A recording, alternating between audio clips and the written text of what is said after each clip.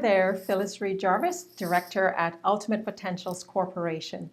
We're a company that believes that everyone deserves to love how they live, work, and play. Today I want to share with you why feedback is so important. More importantly though, how do you give feedback? In another follow-up video, I'll share with you how to receive feedback. So let's talk about how to give feedback.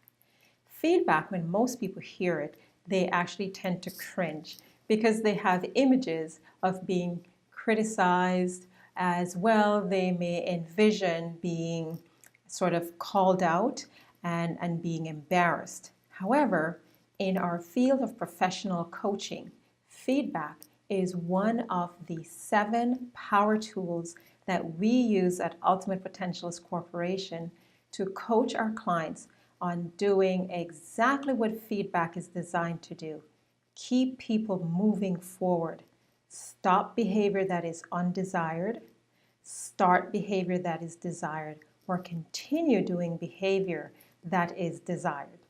And so the power behind feedback is exactly knowing why do we give it and how to give it. So the first step is for us to gather the facts. So there are 6 steps to giving effective feedback. Gather the facts, and you want to be doing this not in a way to judge or criticize the person, but more because feedback must be objective.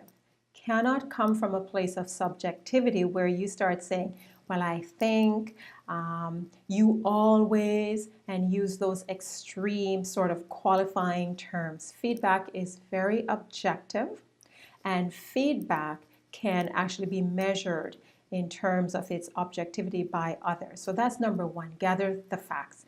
You're going to address the facts or the issue and not the person. You don't want to be attacking the person.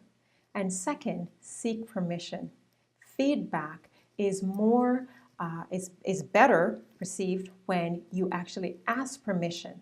And what that does, it actually prepares the person. So when you say, Phyllis, may I share with you some thoughts on what it is I've noticed in terms of your performance? Phyllis is going to be very curious and open, and she'll say, yes, certainly, go ahead. And that's the key word there. When you seek permission, it actually helps people to become more open and receptive to the information that you're about to give them. Feedback needs to be specific. Rather than just coloring what you're saying, again, use the objective information that you've gathered, and you'll state it in a very objective, non-judgmental way. So I noticed that, I have seen, and so these again are very practical and objective ways. And once you state what it is that you've noticed, you need to let the person know what the corrective behavior is that you desire to see happen. Don't just tell them what it is that you've noticed, or share the impact on either the workload or their colleagues or so on. Let them know very specifically the behavior, the change that is required, and you do so by asking them in the form of a question. So I noticed that when you tend to get angry or upset, you come into the office or into the room, you slam the doors, you throw your keys down on the table very loudly, and sometimes I've even heard you yelling to whomever it is that you're speaking to on the phone. I would like for you to consider looking at some different options in how to manage your emotions. So what are some different ways that you now could manage those emotions of being upset or angry?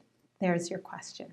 So it's very clear. We want that behavior to stop, and we want them to start looking for some new and more improved ways of managing that negative behavior.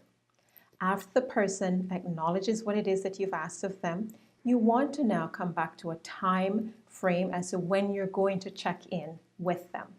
And so you will ask, so should we connect with each other in 2 weeks' time or so? But the bottom line, get them to commit to a time frame. And then finally, you want them to summarize or just share back with you what it is that you've discussed. And you do so by simply asking, so Phyllis, can you explain to me what it is that we talked about today and what sort of solutions or actions you've committed to taking. And they'll give you back the summary, make sure there's nothing missing, and if there is, may I add a few points to that, and you do so, because they'll say yes. And then you have to make feedback ongoing, and that's why you set your follow-up time frame with them. So there you have it, how to give feedback, how to stop behavior that is undesired, but to do so in a way where you actually leave the person feeling better off than how you found them.